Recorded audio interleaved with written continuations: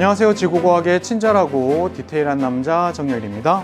자, 이제 우리 9월 모의평가 1번부터 20번까지 풀어볼 거고요. 자, 문제 풀면서 주요 개념이 어떤 게 있는지, 또한 문제 푸는 과정에서 내가 약간 약점을 갖고 있는 부분이 어디인지 체크하셔야 됩니다. 자, 먼저 1번부터 보겠습니다. 자, 1번 문제 같은 경우는 퇴적 구조 관련된 내용이 나와 있고요. 자, 일단 왼쪽은 뭔가요? 보다시피 물결 자국이 남아 있습니다. 보이시죠? 물결 자국. 얘는 연흔. 자, 오른쪽 같은 경우에는 보다시피 쩍쩍 갈라진 모습 보입니다. 얘가 건열. 이렇게 볼 수가 있습니다. 됐죠? 자, 기억 봅니다. 가는 연흔입니다. 기억 옳지 않고요. 자, 니은. 나 같은 경우에는 생성 과정이 이래요. 점토질의 토양이 물에 덮여 있었는데 건조한 환경이 되면서 물이 날아가 버리면 점토질의 토양이 대기에 노출되면서 쩍쩍 갈라집니다. 됐죠? 이때 점토질의 토양이 만든 퇴적암은 뭐예요? 셰일 또는 이암이죠. 됐죠? 그렇기 때문에 거기 있는 거 니은 맞았습니다. 역암층보다 이암층에서 흔히 나타납니다. 디귿 볼게요. 가와 나 모두 지금 퇴적 구조고, 퇴적 구조는 역전의 유무를 판단할 수 있습니다. 지층의 단면에서 이렇게 연흔이 보이면 얘는 역전되지 않은 모습. 마찬가지 건열이 지층의 단면에서 이렇게 보이면 역전되지 않은 모습. 됐죠? 이렇게 판단합니다. 정답은 4번의 니은 디귿. 2번 볼게요. 자, 2번 같은 경우는 플룸 구조로 나타내고 있습니다. 보이시죠? 자, 일단 플룸 구조는 핵심 볼게요. 자, 해양판이 이동해 가는 과정에서 해양판의 밀도는 점점 커져갑니다.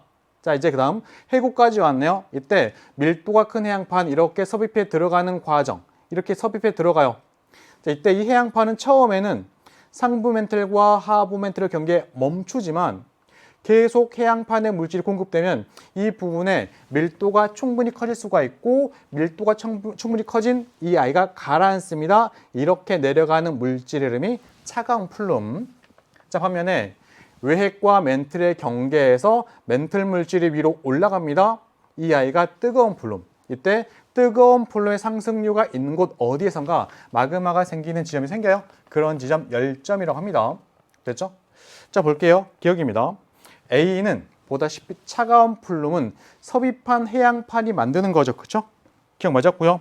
자, 니은 B는 뜨거운 플룸입니다. 외핵과 멘틀의 경계에서 멘틀 물질이 상승하는 것. 자, 니은도 맞았고요. 디귿 볼게요. 판의 내부에서 일어나는 화산활동 설명할 때 필요한 게 열점이고, 열점은 뜨거운 플룸의 상승류가 있는 곳 어디에선가 생깁니다. 됐죠? 정답은 5번의 기억낸 디귿. 자, 다음 문제 3번 보겠습니다. 자, 마그마가 분출하는 지역이면 화산활동이 있는 곳이네요. 됐죠? 자, 그 중에 A는 뭐예요? 여기는 열점에 의한 화산활동. 열점. 됐죠? 자, 그 다음에 B 같은 경우에는 여기 보이는 게 페루, 칠레 해구가 있고 이쪽이 안데스 산맥입니다. 나스카판이 남미판 아래로 섭입하는 과정에서 마그마 생기고 마그마 분출합니다. 됐나요? 자, 이때 요 지역에 내가 단면을 그리면 이런 거잖아요. 자, 일단은 이렇게 대륙판 있습니다. 대륙판. 그리고 이쪽에 해양판이 있고 해양판이 섭입해 들어갑니다. 해양판. 여기가 페루, 칠레 해구. 되셨나요? 자, 이때 섭입해 들어가는 해양판에는 해저 퇴적물, 해양 지각 속 함수 광물이 존재하고요. 함수 광물이 결국 어때요? 이쪽에 물을 공급해요. 물을 공급합니다. 그러니 이쪽에는 멘틀 물질이 물의 공급으로 용점이 떨어져요. 그러면서 멘틀 물질 부분 용력으로 현무암질 마그마가 생깁니다. 그게 지금 뭐예요? 물의 공급으로 현무암질 마그마가 생기는 그런 모습이에요. 됐죠?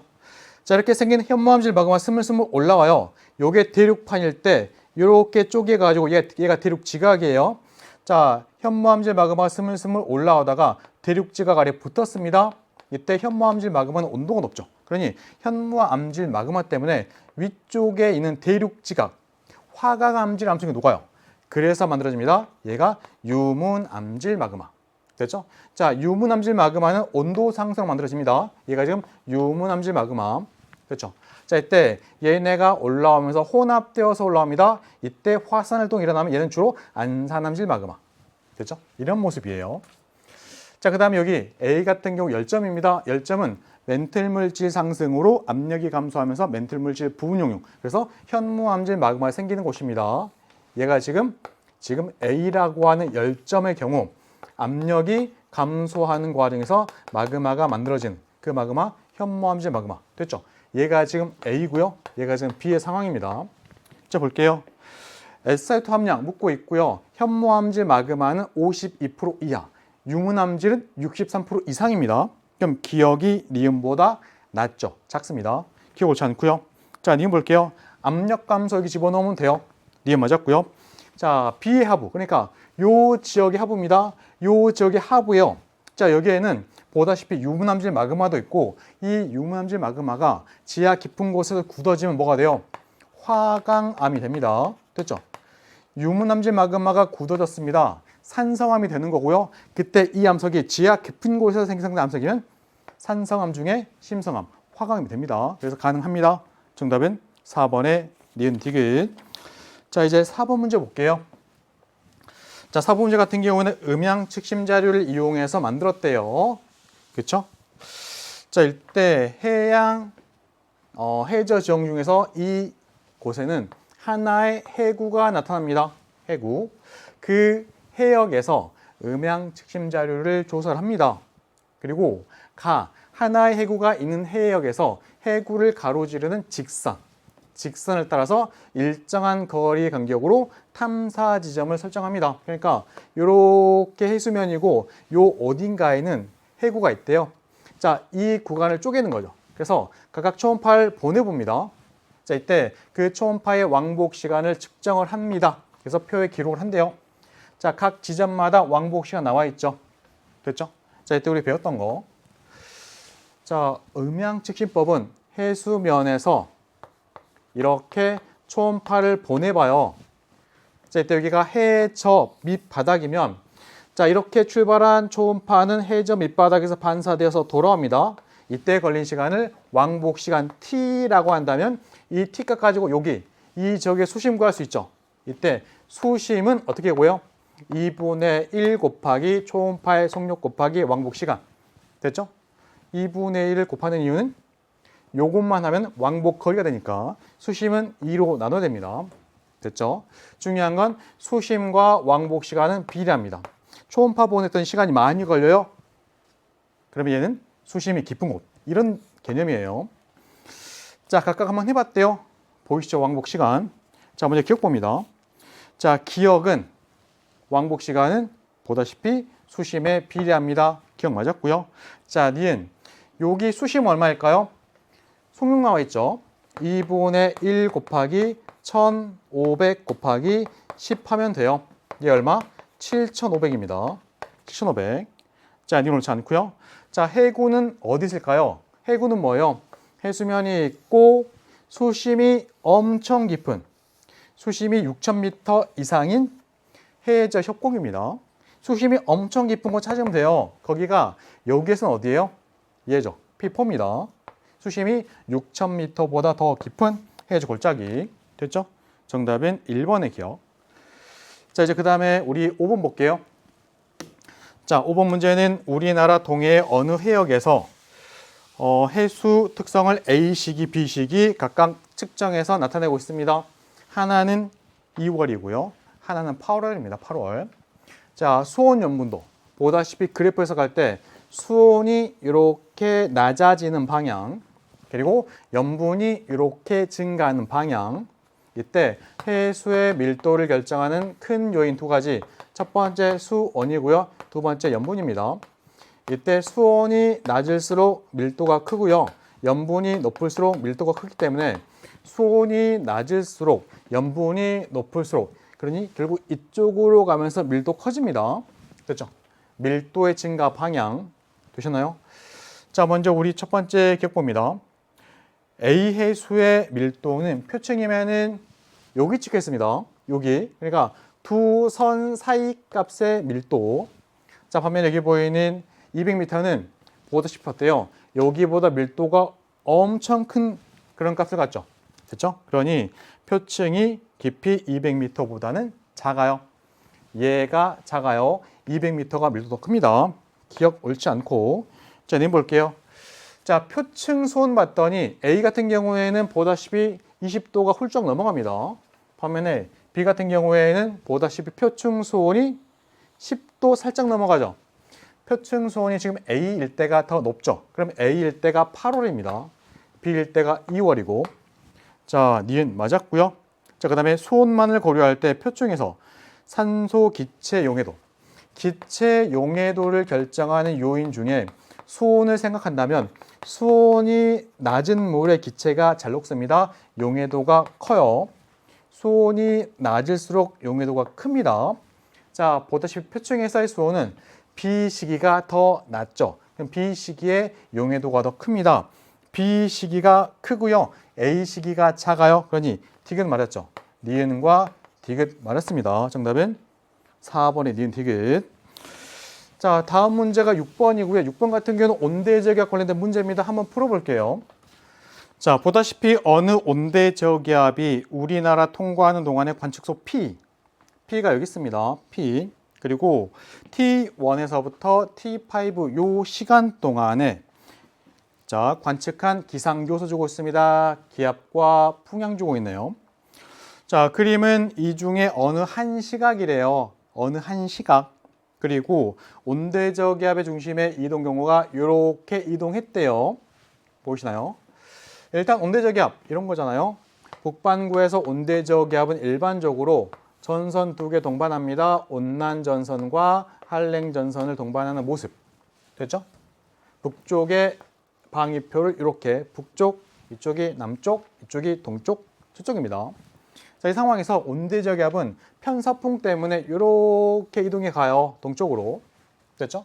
이때 온난전선 앞에는 찬 공기, 뒤에는 따뜻한 공기, 한랭전선 앞에는 따뜻한, 뒤에는 찬 공기 이렇게 존재합니다. 됐죠? 자, 이때 저기압 중심이 이렇게 이동하는 과정이고요.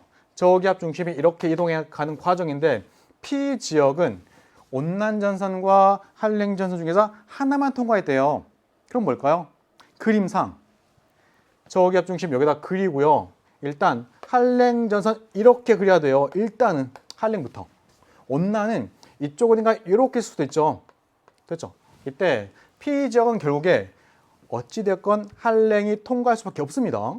보이시나요? 그렇기 때문에 이 지역에 통과한 전선은 누구? 한랭전선. 한랭전선. 이때 한랭전선 통과할 때는 바람이 대체로 남서풍에서 북서풍으로 변한대요. 그럼 요 시점에 요 둘 사이에 이 지역에 한랭전선 통과했네요. 됐죠? 자, 한랭전선 통과 전에 이 지역은 따뜻한 공기에 있었습니다. 하지만 한랭 통과한 후에는 이 지역은 찬 공기에 있어요. 그러면서 결국 한랭전선 통과할 때 이 지역의 기온은 떨어집니다. 됐죠? 기온 떨어지는 거예요. 이 시점을 기준으로 기온이 떨어집니다. 됐나요? 자, 기억 볼게요. 전선이 통과한 시점은 둘 사이입니다. 기억 옳지 않고요. 자, P의 기온은 한랭 통과 전인 이 시점과 한랭 통과한 이 시점 중에서 요때가 높고 요때가 낮겠죠. 됐죠? T1일 때가 T5일 때보다 이때가 더 높겠죠. 됐죠? 이해 말했습니다. 한랭 통과 전에 기온이 높았는데 한랭 통과하고 나서 기온이 떨어집니다. 됐나요? 자, T2일 때, 그러니까 T2 같은 경우에는 한랭 전선 통과 전이잖아요. 자, 그려볼게요. 지표면에 있습니다. 여기 한랭 전선 있다는 얘기는 앞에 따뜻한 공기, 뒤에 찬 공기가 있는 상황에서 따뜻한 공기를 찬 공기에 따라 잡아요. 그래서 따뜻한 공기가 들려 올려줍니다. 그러면서 여기 뭐가 생겨요? 전선면. 한랭 전선면, 여기 한랭 전선. 이때 한랭 전선 통과 전의 상황은 내가 지금 어디 있는 거예요? 한랭 전선 앞에 있다는 얘기죠. 여기 있는 거예요. 이 아이의 머리 위에는 전선면이 없습니다. 전선면은 한랭 전선 주변에서는 한랭 뒤 상공에 있어요. 됐죠? 자, 디귿 옳지 않습니다. 정답인 2번의 니은. 자, 이제 우리 7번 문제 볼게요. 7번. 자, 7번 같은 경우에는 지질 시대 공부할 때 우리가 배웠던 내용이고요. 차근차근 적어본 다음에 이렇습니다. 자, 첫 번째 로디니아라고 하는 초대륙이 형성되기 시작한 건 지금으로부터 12억 년 전이고요. 요 시기는 원생 누대에 포함됩니다. 원생 누대. 자, 그 다음에 고생대 말 판기하가 만들어지고 중생대 초 트라이아스기 때 판기하가 불리기 시작합니다. 그러면서 대서양 만들어지죠. 그러니까 이때는 중생대 트라이아스기 말 이후예요. 됐죠? 자, 속시식물 출현합니다. 요건 언제죠? 얘는 중생대고 트지 백중의 백악기 때 출현합니다. 그렇죠? 자, 메모드는 신생대 제4기의 표준화석이고요. 멸종이면 신생대 거의 끝날 때예요. 됐죠? 그럼 볼게요. 자, 첫 번째 기억입니다. A시기면 보다시피 12억 년 전부터 중생대 트라이아스기 말보다 앞선 그 사이 시기니까 여기에 고생대가 포함되죠. 고생대가 포함됩니다. 자, 이때 최초의 육상식물은 고생대 실루리아기에 등장합니다. 그러니까 거기는 기억 보기에는 맞았죠. 니은 볼게요.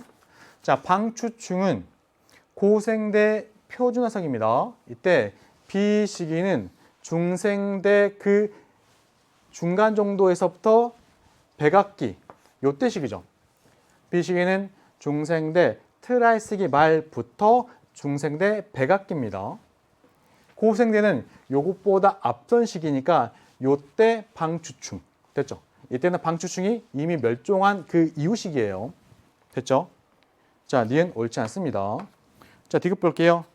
자, 히말라야 산맥은 신생대 때 만들어집니다. 여기 안에 신생대가 포함이 되죠. 그러니까 디귿 맞았습니다. 정답은 3번의 기억 디귿. 자, 이제 우리 8번 보겠습니다. 8번 문제. 자, 8번 같은 경우에는 태풍 관련된 문제가 나와 있고요. 태풍. 자, 일단은 태풍. 어느 태풍의 이동 경로를 6시간 간격으로 주고 있습니다. 이렇게 이동해 갑니다. 됐죠? 자, 이때 태풍이 차가운 바다로 이동해 오거나 또는 육지에 상륙하게 되면 수증기의 공급이 줄거나 수증기의 공급이 차단됩니다. 특히나 육지 같은 경우에는 육자의 마찰도 커지면서 태풍의 세력이 약해지겠죠. 자, 이때 태풍의 세력이 약해집니다. 다른 말로 태풍의 중심기압이 높아집니다. 되셨나요? 자, 그러다 보니까 볼게요. 태풍의 중심기압 T4일 때보다 보다시피 T7일 때가 태풍의 세력이 더 약해요. 태풍의 중심기압이 더 높아야 됩니다. 이때가 더 높겠죠? 됐죠? 기억 옳지 않습니다. 자, 이제 그 다음에 니은 볼게요. 태풍이 이렇게 이동해 간대요. 이때 태풍의 진행 방향의 왼쪽에 있는 A 지역은 안전반원이죠.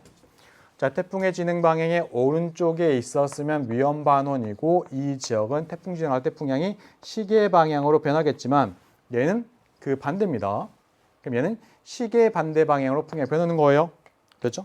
또는 이렇게 해도 되죠. 태풍이 여기 있을 때 바람은 태풍 쪽으로, 태풍이 여기로 왔습니다. 바람은 태풍 쪽으로, 풍향의 변화가 이렇게 돌았습니다. 시계 반대로. 됐죠? 이게 맞았고요. 자, 디귿 볼게요. 자, 이쪽 같은 경우에는 적외 영상입니다. 적외 영상. 이때 적외 영상 특징 볼게요. 자, 일단은 지표면 위에 구름이 있습니다. 이때 구름의 최상부만 그렸을 때 최상부의 고도가 낮은 구름, 최상부의 고도가 높은 구름. 됐죠? 자, 이때 둘 중에서 높은 곳에 있는 이 구름이 온도가 더 낮아요. 대륙권에서는 위로 갈수록 온도가 떨어집니다. 자, 최상부의 고도가 더 높은 구름이 온도가 더 낮아서 적외선이 조금 나와요. 됐죠? 얘는 적외선이 더 강하게 나옵니다. 하지만 우리 보기 편하게 얘를 밝은 흰색으로 온도가 높아서 고도가 높아서 온도가 낮지만 얘를 더 하얗게 표현합니다.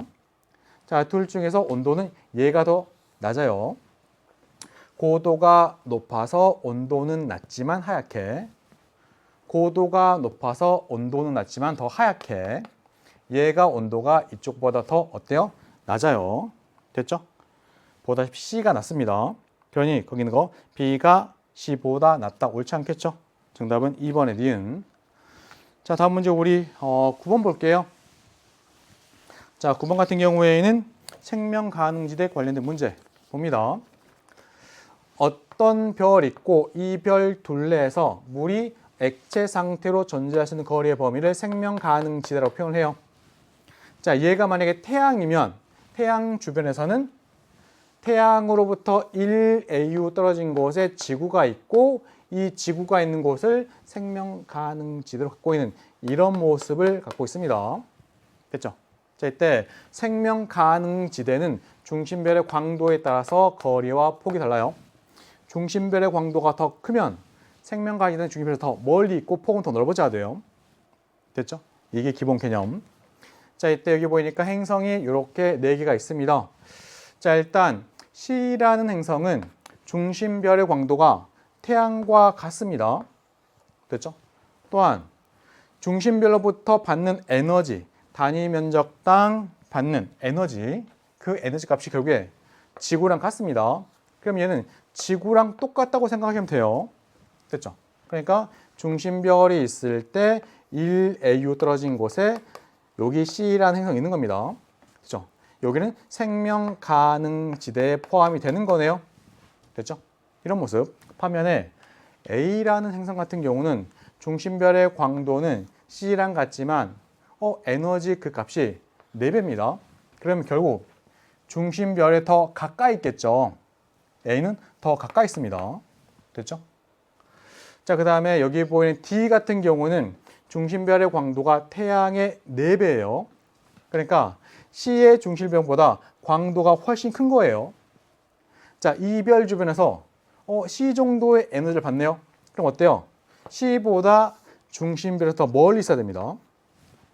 또한 지구 정도 에너지 받는 그런 위치니까 여기도 액체 상태의 물이 존재할 수 있겠죠. 맞나요? 자, 마찬가지 여기 B 같은 경우에는 광도가 태양 광도의 4배입니다. 그리고 그 별 주변에서 에너지를 지구의 4배 정도 받는 거네요. 그러면 D보다는 어때요? 별에 더 가까이 있겠죠. 됐죠? 이렇게 위치가. 그럼 봅니다. 액체 상태의 물이 존재할 수 있는 가능성은 D가 더 커요. 지구 정도 에너지를 받는 D가 지구가 받는 에너지의 4배를 받는 A보다 물이 존재하기 좋습니다. 액체 상태로. 됐죠? A가 D보다 높은 게 아니고 D가 높아요. 옳지 않고. 자, 생명 가능 지대 폭은 중심별의 광도가 클수록 넓어요. 됐죠? 넓어요. 이쪽이 더 넓어야 돼요. 됐나요? 됐죠? B의 중심별이 C의 중심별보다 높습니다. 이게 맞았고. 자, 중심별의 중심으로부터 거리 묻고 있습니다. C보다 D가 더 멀리 있죠. 됐죠? C보다 D가 멀어요. 정답은 2번의 D는. 중심별의 광도가 지금 C보다 D가 큰데 광도가 더 큰 별 주변에서 똑같은 에너지 받는 얘기는 별에서 더 멀리 있다는 얘기입니다. 됐죠? C가 D보다 먼 게 아니고 D가 더 멀어요. 정답은 2번의 니은. 자, 다음 문제 우리 10번 보겠습니다. 자, 10번 보니까 그 특징. 일단 문제에서 어떤 은하래요. 자, 은하인데 별처럼 보여요. 왜요? 매우 멀리 있어서. 됐죠? 또한 여기 보니까 원래 파장이 656.3. 자, 이게 원래 파장인데 파장이 엄청 이렇게 길어져 있습니다. 자, 적색 편이가 매우 큰 거잖아요. 됐죠? 자, 결국 매우 멀리 있어서 이렇게 별처럼 보입니다. 매우 멀리 있고 매우 빠르게 멀어지면서 적색 편이가 매우 크게 관측됩니다. 얘 누구예요? 특이 은하 중에 퀘이사. 퀘이사입니다. 자, 이때 퀘이사 같은 경우에는 일반 보통 은하에 비해서 방출하는 에너지가 수백 배 돼요. 수백 배. 그렇기 때문에 거기 있는 거 기억. 단위 시간 동안에 방출하는 에너지량은 우리 은하보다 훨씬 많아요. 기억 옳지 않습니다. 자, 이런 특이 은하 같은 경우에는 우리가 추정하건대 중심부에 거대 질량 블랙홀이 있을 것으로 추정이 됩니다. 니은 맞았죠? 자, 특이 은하 3가지 있습니다. 퀘이사, 세이퍼트, 전파은하. 공통점. 자, 뒤집 볼게요. 은하까지의 거리는 400메가파섹보다 뭘까요? 자, 이때 풀이 과정이 2가지입니다. 이렇게 하면 되죠. 관측자가 있고 어떤 은하가 있대요. 자, 이 은하가 멀어집니다. 이때 그 후퇴 속도는 V는 원래 파장 기준으로 파장이 변한 정도 곱하기 빛의 속도. 또한 둘 사이 거리를 R이라고 한다면 허블 법칙 만족할 때 V는 HR입니다. 이렇게 됐죠? 자, 이때 요거 활용한다면 원래 파장 기준으로 파장이 변한 정도 곱하기 빛의 속도는 H 곱하기 R입니다. 됐나요? 자, 이 R값 구할 수 있죠? 숫자 집어넣으면 돼요. 예를 들면 원래 파장이 656.3이고요. 파장의 변화가 760 빼기 656.3입니다. 곱하기 3 곱하기 하나, 둘, 셋, 넷, 다섯 빛의 속도 곱하기 HR 하면 돼요. 그런데 너무 복잡해지겠죠. 시간이 많이 걸리겠죠. 그럴 때는 이것도 가능합니다. 뭐 구하셔도 돼요. 이 값을 직접. 그런데 이것도 가능해요. 자, 만약에 둘의 거리가 문제에서 400메가파섹보다 멀다 그랬으니까 400메가파섹이라고 가정을 한다면 볼게요. 자, 후퇴 속도는 70 곱하기 400이겠죠. 됐죠? 이때 이 정도 후퇴 속도 가지면 얘는 원래 파장 기준으로 파장이 변한 정도 했을 때 곱하기 3 곱하기 하나, 둘, 셋, 넷, 다섯 했을 때 이 값이 나와야 돼요. 됐죠? 400이 나이는 여기 실제 숫자가 해보면 원래 파장 기준으로 파장이 변한 정도가 얼마 나와야 돼요?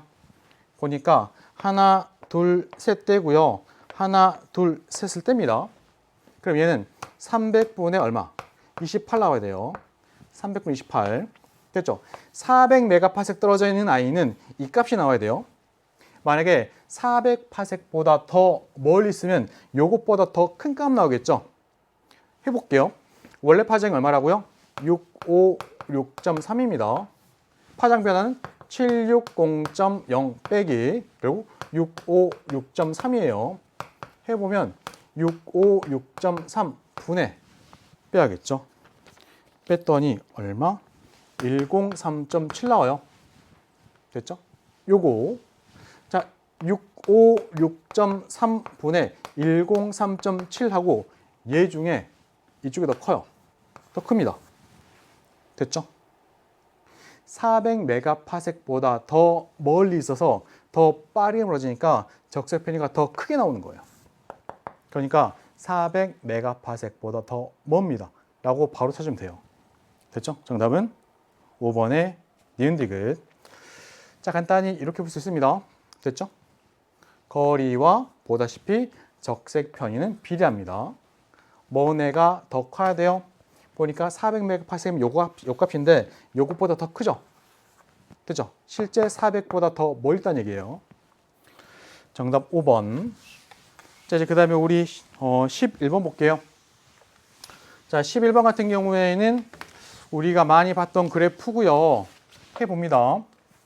일단 적도고 저위도 고위도 극지방, 적도 쪽이고 저위도 고위도 극지방 쪽. 됐죠? 이런 모습입니다. 자, 이때 지구는 저위도는 에너지가 과잉이고 고위도는 부족해요. 저위도는 과잉이고 고위도는 부족해요. 이때 남는 에너지가 부족한 곳 저위도에서 고위도로 수송됩니다. 됐죠? 자, 이때 북반군 대체로 북쪽으로, 남반군 대체로 남쪽으로. 자, 이때 북쪽 방향으로 수송됩니다. 얘가 지금 북쪽으로 에너지 수송되는 모습이죠. 그럼 이쪽은 북반구고요. 이쪽은 남쪽입니다. 요 마이너스는 방향의 의미예요. 남쪽으로 수송됩니다. 이쪽은 남반구의 모습이에요. 됐죠? 그러니까 0도, 30도 N, 60도 N, 0도, 30도 S, 60도 S 이렇게 되는 거예요. 되셨죠? 자, 문제 봅니다. 자, A에서는 요 위도 때 보다시피 에너지가 수송됩니다. 해양에 의해서 요만큼 수송이 되는 거예요. 됐죠? 방향은 남쪽으로. 대기는 에너지 이만큼 수송합니다. 방향은 남쪽으로. 수송량은 누가 많아요? 대기가 많아요. 됐죠? 자, 격 A에서는 대기에 의한 에너지 수송량이 많습니다. 해양보다. 기억 맞았고요. 자, 니은 봅니다.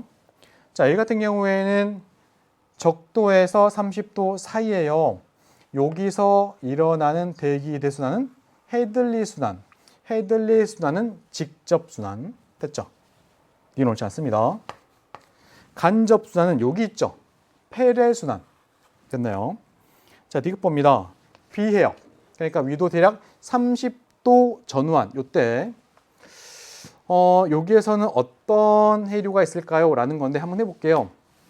지금 여기가 지금 적도 북반구에서 여기 지금 위도 30도 N 됐죠? 자, 바람 봅니다. 북동무역풍.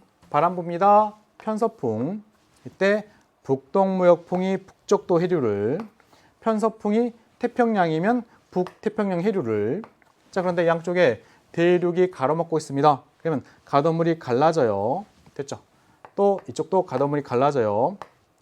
자, 태평양의 경우에는 북쪽도 해류, 얘가 쿠로시오 해류, 북태평양 해류, 이쪽이 캘리포니아 해류.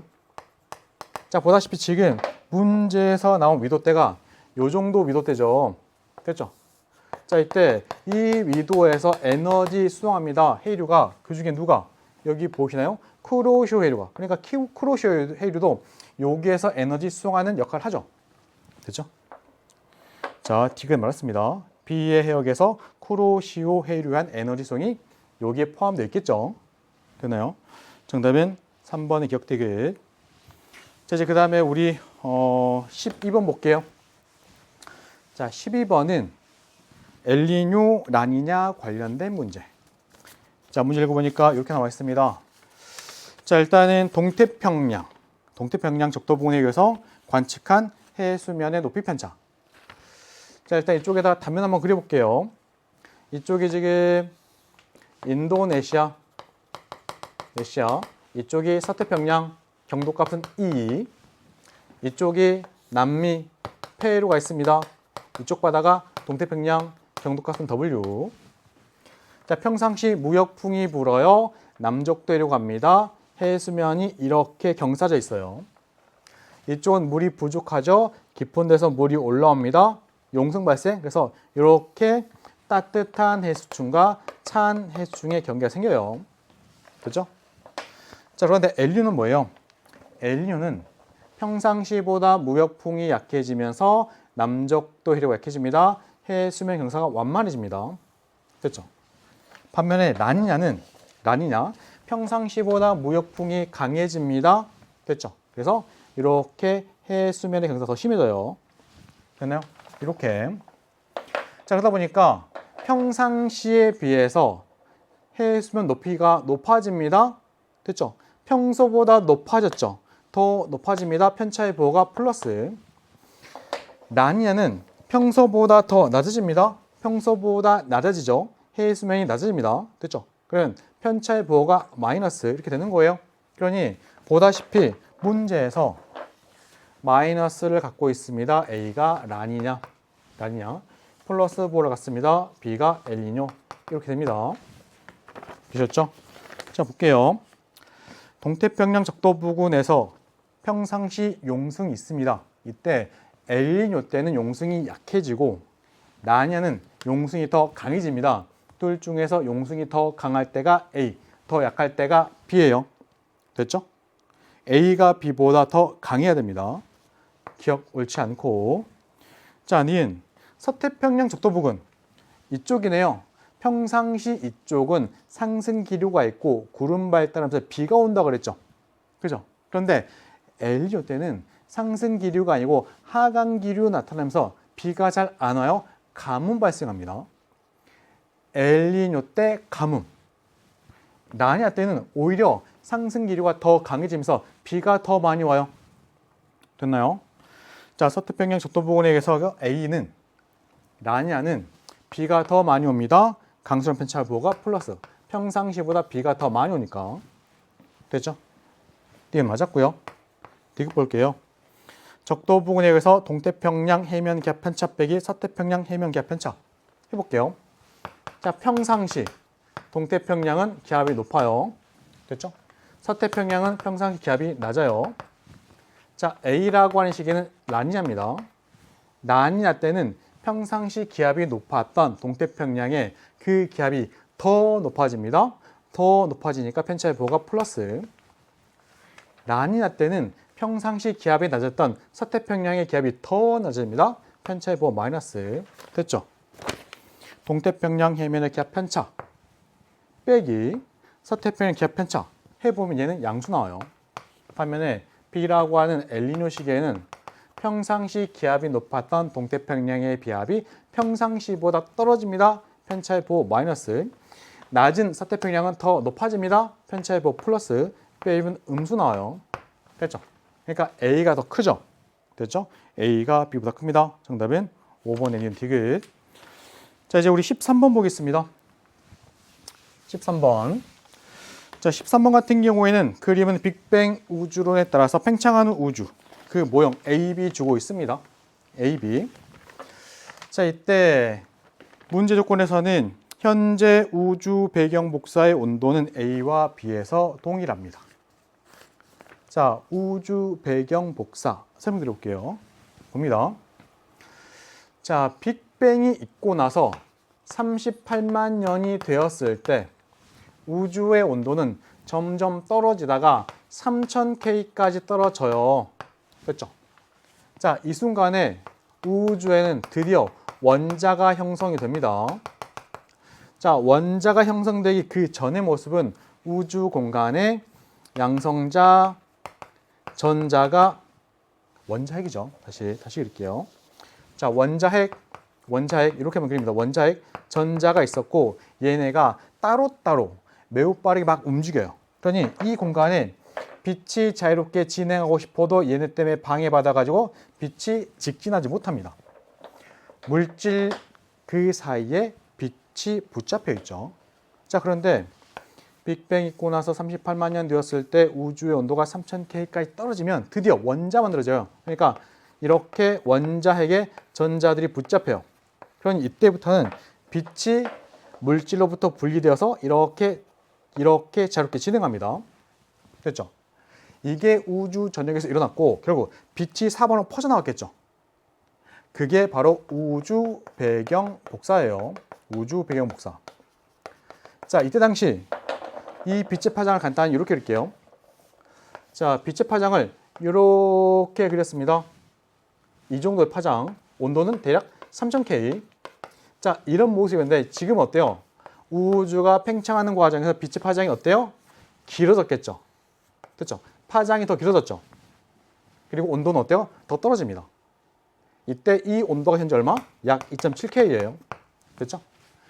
우주 팽창과 함께 이 빛의 파장이 더 길어집니다. 온도는 어때요? 더 떨어지는 거예요. 되죠? 이게 우주 배경 복사. 자, 봅니다. 먼저 기억. 자, T시기. 이때 A는 팽창 속도가 0보다 크죠? 그 얘기는 팽창하고 있다는 얘기죠. 됐죠?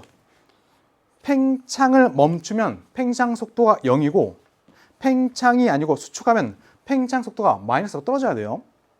지금 얘는 뭐예요? 팽창 속도가 플러스입니다. 팽창하고 있다는 얘기예요. 그렇기 때문에 거기 있는 거 기억 말했습니다. 물론 팽창 속도가 점점 느려지고 있죠. 감속 팽창. 됐나요? 자, B 같은 경우에는 보다시피 팽창 속도가 느려집니다. 감속 팽창. 그런데 어느 시점으로 점점 커지고 있죠. 가속 팽창. 자, 그래서 니은 T 시기 이후에 현재까지 B는 감속 팽창하다가 가속 팽창하게 됩니다. 니은 옳지 않고 디귿. 자, T 시기의 우주 배경 복사 온도 묻고 있고요. 자, 현재 우주 배경 복사 온도가 같대요. 그런데 그 전에 현재까지 오는 과정에서 T부터 현재까지 올 때 A는 B보다 더 빠르게 팽창하겠죠. 더 빠르게 팽창하면서 그러니까 온도가 더 급격히 떨어지면서 똑같은 온도가 됐대요. B랑. 그 얘기는 일단 T 시기의 A가 T 시기의 B보다 온도가 높았다는 얘기예요. 됐죠? T 시기에는 A하고 B 중에 A의 온도가 높았는데 A는 더 빠르게 팽창하다 보니까 온도가 더 많이 떨어지는 거예요. 그래서 현재 똑같은 온도까지 떨어진 거죠. 됐죠? 그러니까 T 시기에는 A가 온도가 더 높았습니다. 됐나요? A가 B보다 높았습니다.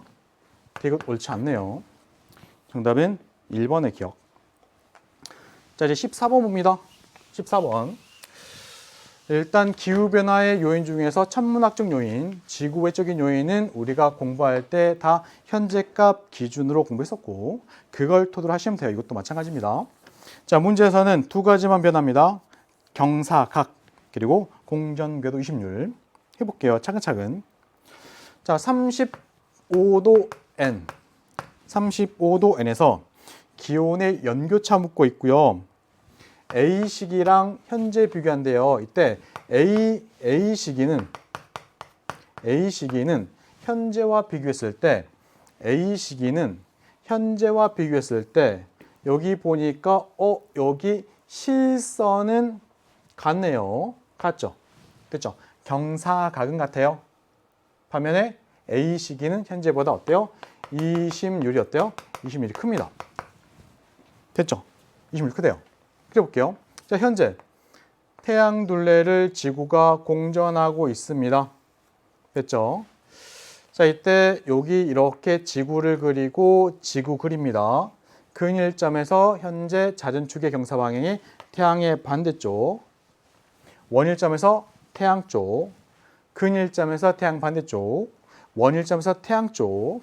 됐죠? 그러니 북반구 중위도의 경우 근일점에서 계절이 겨울, 원일점에서 계절이 여름. 기억나시죠? 이렇게 적도 그리면 태양빛이 북반구에 빛을 많이 줘요. 북반구 여름, 남반구 겨울.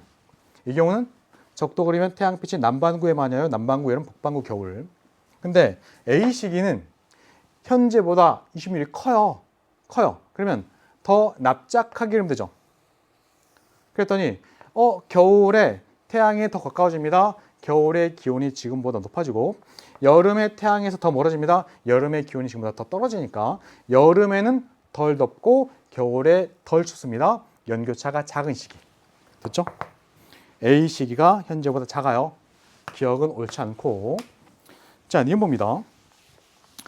자, 근일점에 위치할 때 지구에 도달하는 태양 복사 에너지량 B하고 현재를 비교합니다.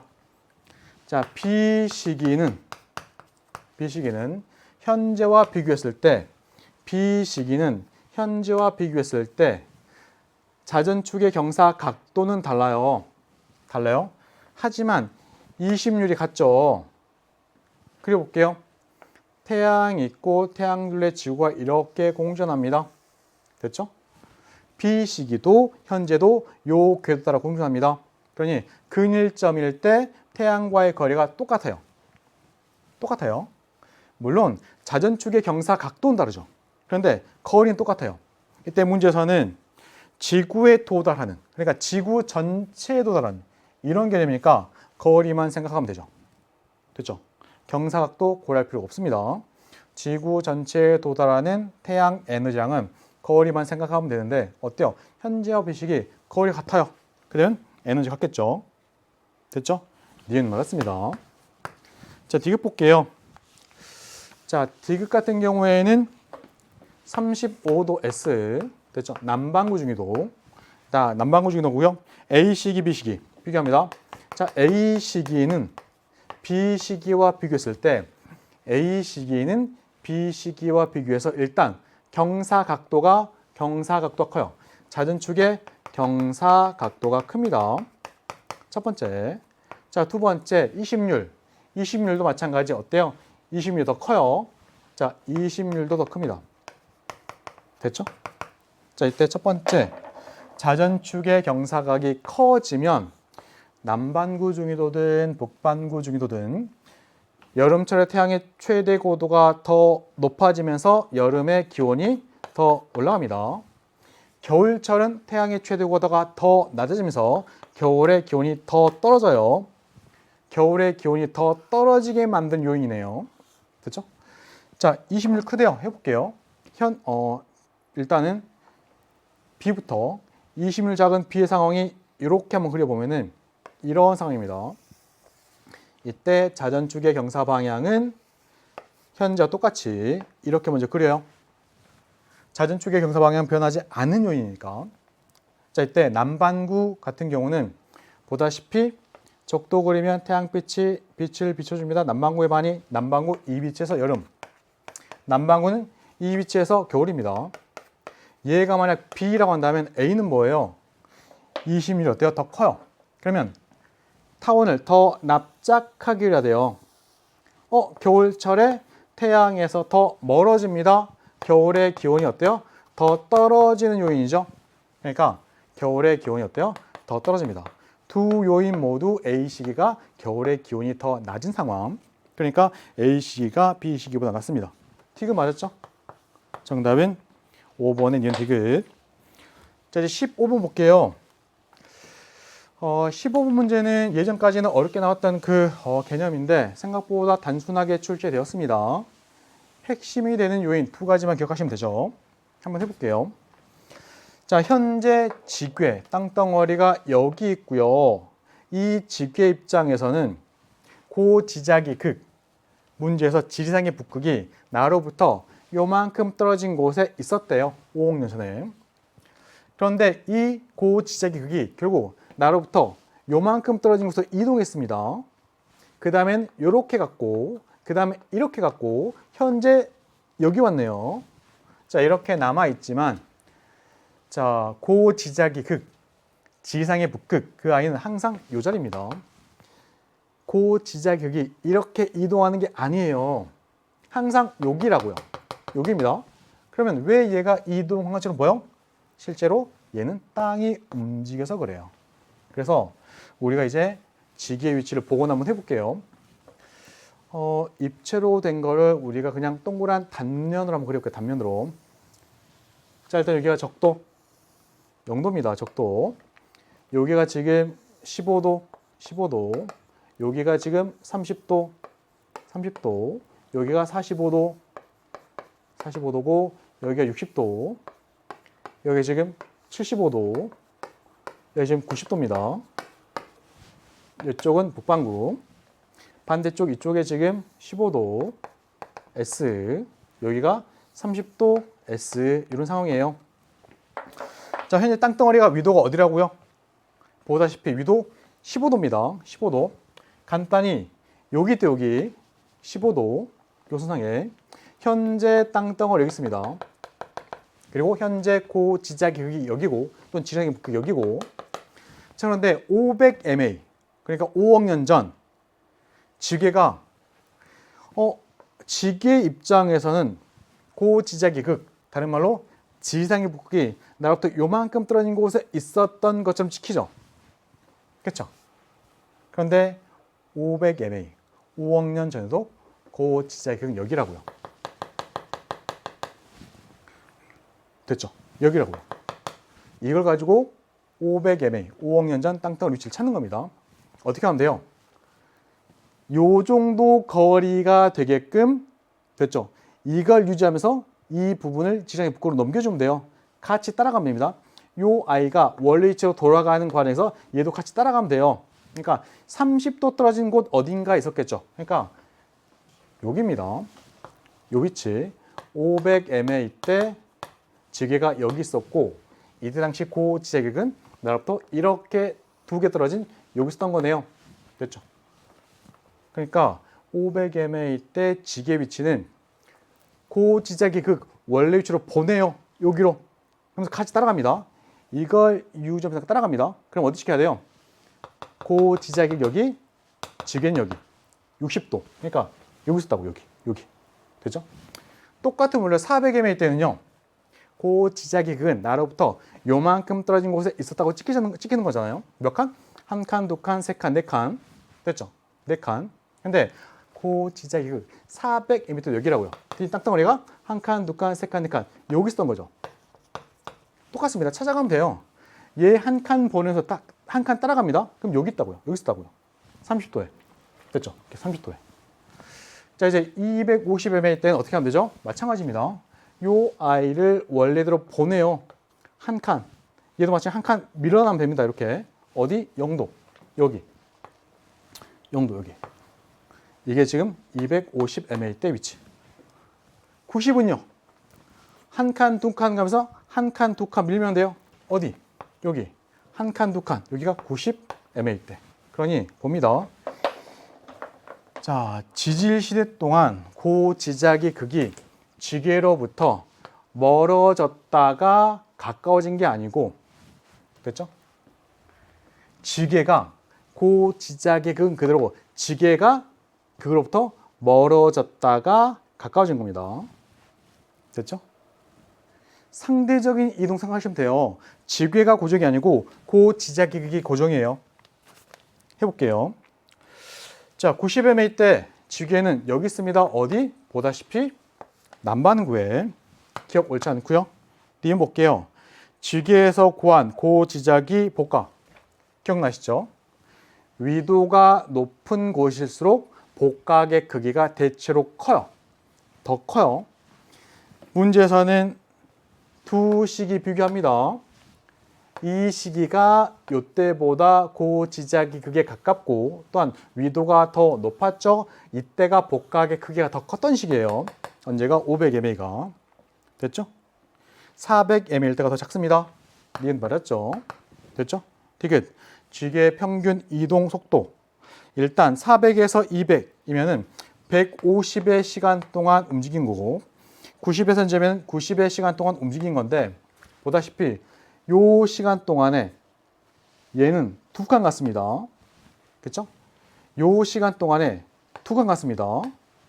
똑같이 두 칸 갔는데 얘는 시간이 많이 걸렸죠. 그럼 이때가 더 천천히 간 거죠. 됐죠? 그러니까 400에서 250mA가 더 느린 거네요. 됐죠? 되게 옳지 않습니다.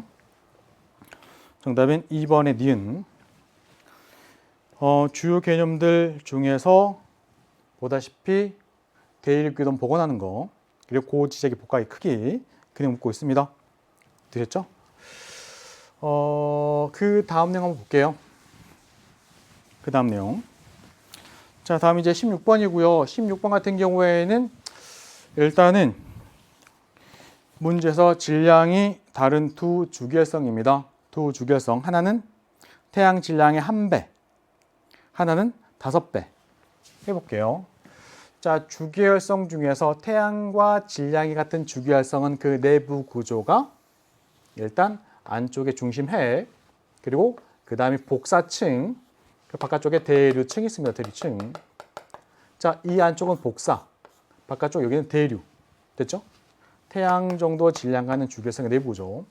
그런데 태양 질량의 5배인 주기혈성은 태양 질량의 2배 이상인 경우가 다 이렇죠.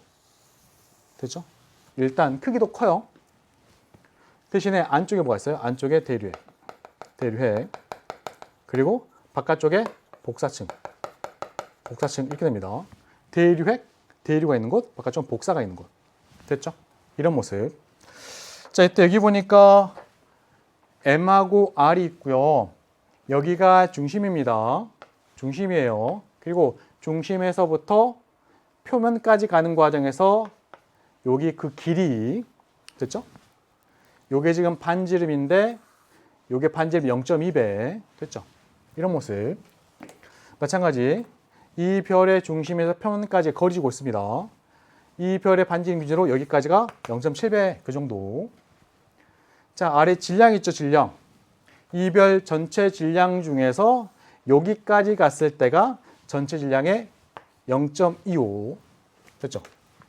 마찬가지 얘는 여기까지 질량을 전체 질량으로 봤을 때 그 중에 여기까지 가면 이 정도 질량 갖고 있는 거네요. 됐죠? 그럼 사실 여기는요, 질량이 얼마 안 돼요. 이 별 전체 질량을 기준으로 0. 얼마? 0.025배 정도밖에 안 됩니다. 그렇죠? 자, 이때 이제 해석 한번 해볼게요.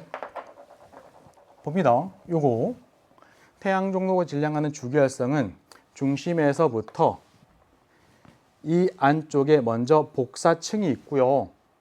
여기보다는 얇은 대류층을 갖고 있겠죠. 대류층. 대류층입니다. 대류층. 대류가 있는 곳. 이때 이 별, 태양 정도 질량하는 별도 마찬가지지만 질량 대부분은 안쪽에 많이 몰려 있을 거예요. 그리고 이 대류층은 생각보다 질량이 작을 거예요. 됐죠? 그렇게 본다면 가의 경우는 태양 정도 질량하는 주기활성 설명이 안 됩니다. 얘가 만약 태양 정도 질량 갖는 주결성이라고 한다면 얘가 지금 복사 형태고 얘가 대류 형태인데 대류층이 엄청 두껍고요. 질량도 엄청 많이 차지해요. 그렇죠? 얘가 지금 태양 정도 질량 갖는 주결성입니다. 대신 이쪽이 복사, 얘가 대류입니다. 대류층의 두께는 이 정도 되지만 질량은 얼마 안 돼요. 됐죠? 얘가 지금 태양 질량의 1배, 얘가 지금 태양 질량의 5배. 됐죠? 자, 복사층, 대류층. 얘는 그럼 이제 얘가 지금 대류핵이고요. 얘가 지금 복사층입니다. 복사층. 복사층. 이렇게 지금 가의 경우가 보다시피 이렇게 이쪽에서 대류핵, 나머지 복사층. 됐나요? 이런 모습인 거예요. 자, 한번 해볼게요. 자, 먼저 기억. 기억은 뭐라고요? 기억은 대류. 니은 뭐예요? 니은은 복사입니다. 그러니까 거기 보인 설명, 기억 설명. 니은은 복사입니다. 니은은 복사입니다. 맞았죠? 요 색깔이 대류입니다. 요게 복사예요. 그래서 기억 보기는 맞았고, 니은 봅니다. 대류가 일어나는 영역의 전체 질량. 볼게요. 얘는 전체 질량의 0.25 정도.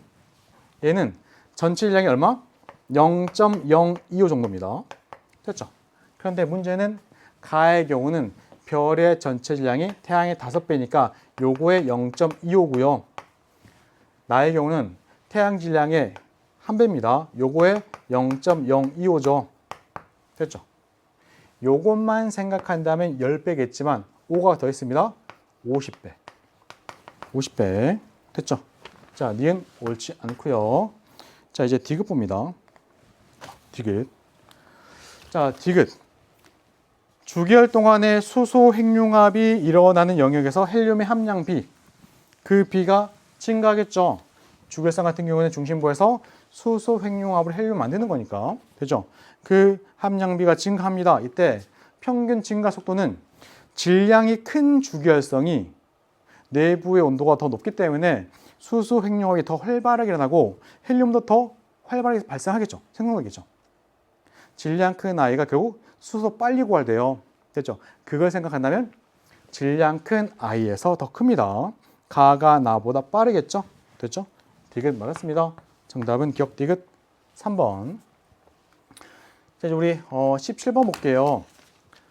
자, 문제에서는 표는 빅뱅 우주론에 따라서 팽창한 우주가 팽창합니다. 그 우주에서 우주의 구성 요소 밀도 주고 있습니다.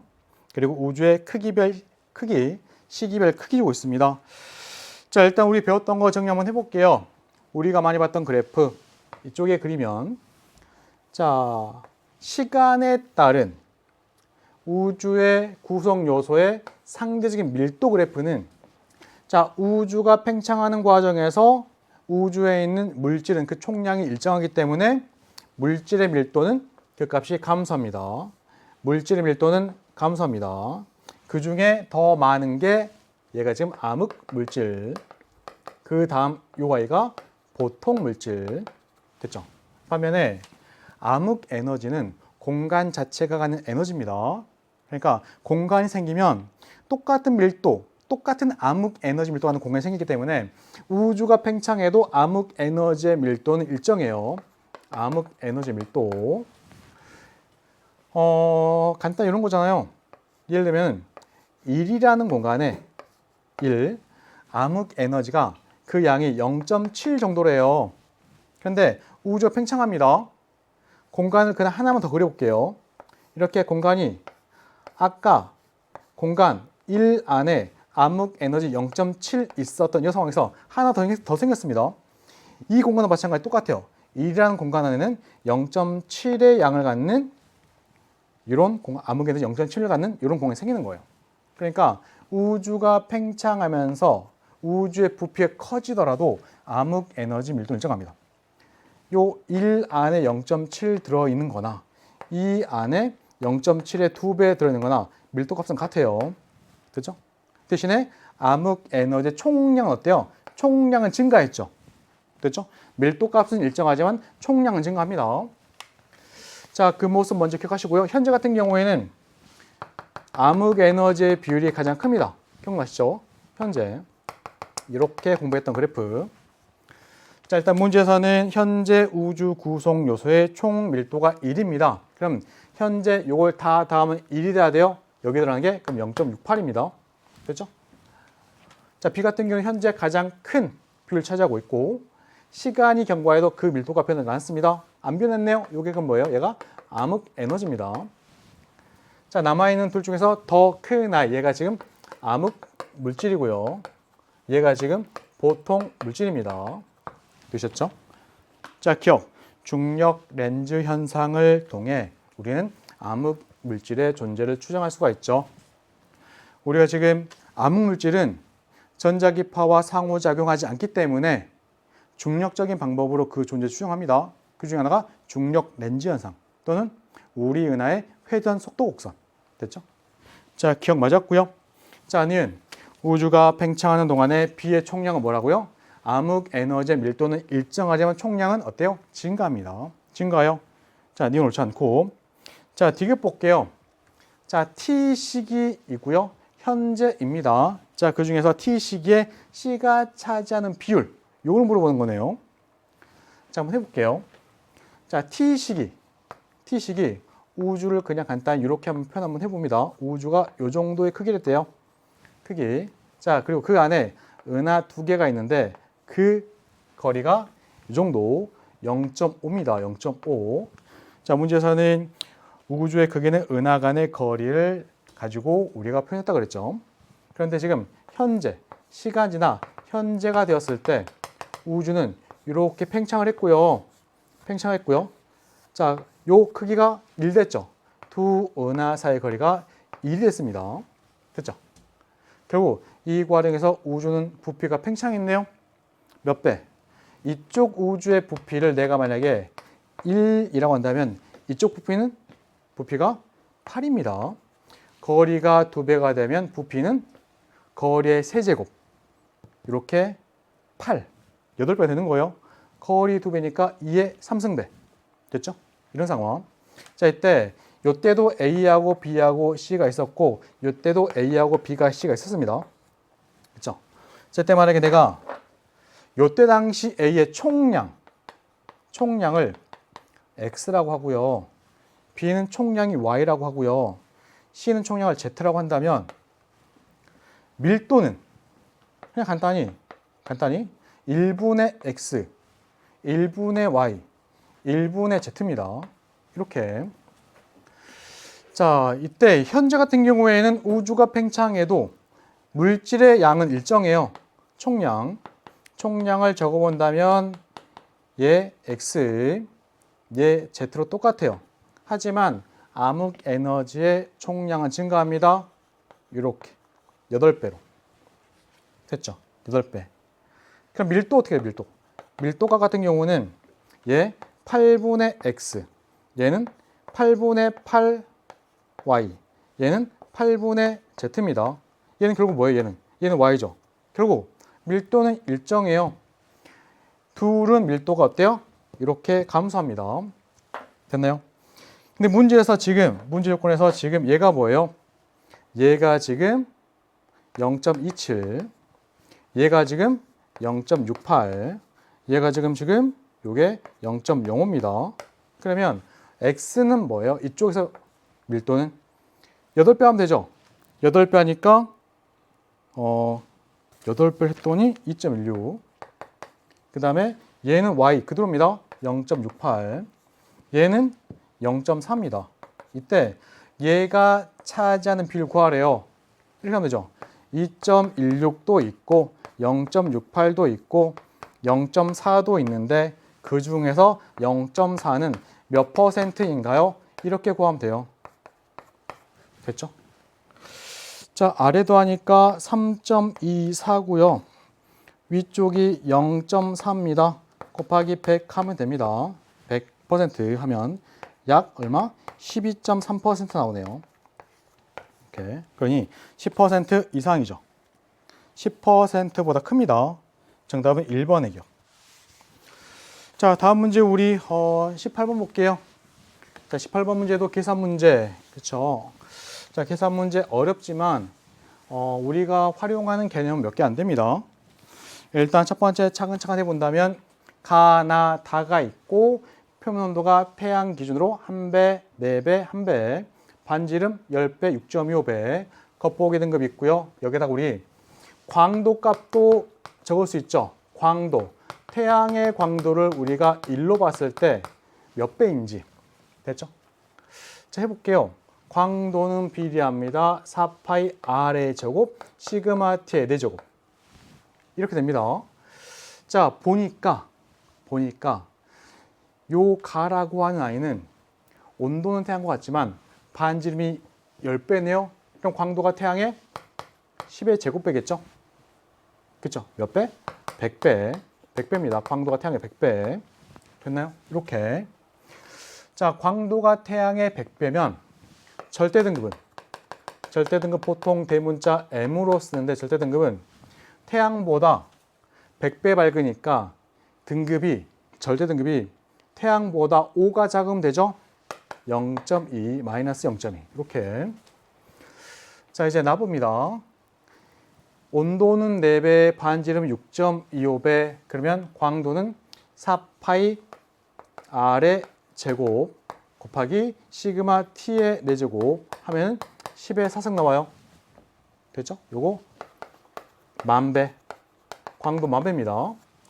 자, 광도가 태양의 10,000배니까 절대 등급은 100 곱하기 100이니 절대 등급이 5 더하기 5, 10이 작아야 돼요. 그러면 요거 마이너스 5.2 등급. 이렇게 됩니다. 자, 문제에서는 일단 나하고 다는 지구에서 거리가 같대요. 됐죠? 요게 조건. 자, 이제 차근차근 해볼게요. 먼저 기억부터. 자, 질량 가하고 나 비교합니다. 자, HR도가 이렇게 있고요. 여기가 주기혈성 위치라고 한번 할게요. 자, 태양이 여기 찍혀 있다고 한다면 요 아래가 태양의 질량이고 여기가 태양의 광도이자 절대 등급이에요. 됐죠? 이때 여기가 태양인 상황에서 지금 가라고 하는 아이는 어디 찍히나요?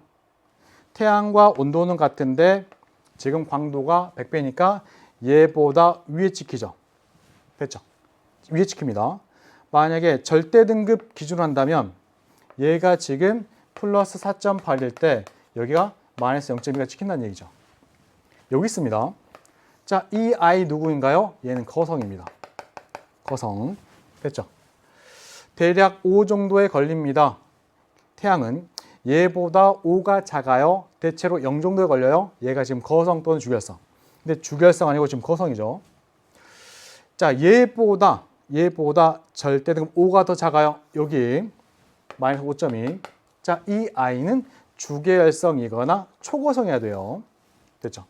근데 지금 나라고 하는 아이는 보다시피 절대 등급은 마이너스 5.2인데 주결성입니다.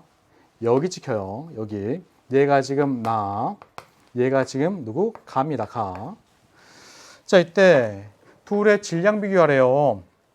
자, 일반적으로 주계열성은 나중에 진화해서 다음 단계 넘어갈 때 대체로 이렇게 오른쪽 위로 가죠. 또는 대체로 오른쪽으로 가죠. 그러면 이 거성은 주계열성일 때 대체로 여기 어딘가 위치했다는 얘기예요.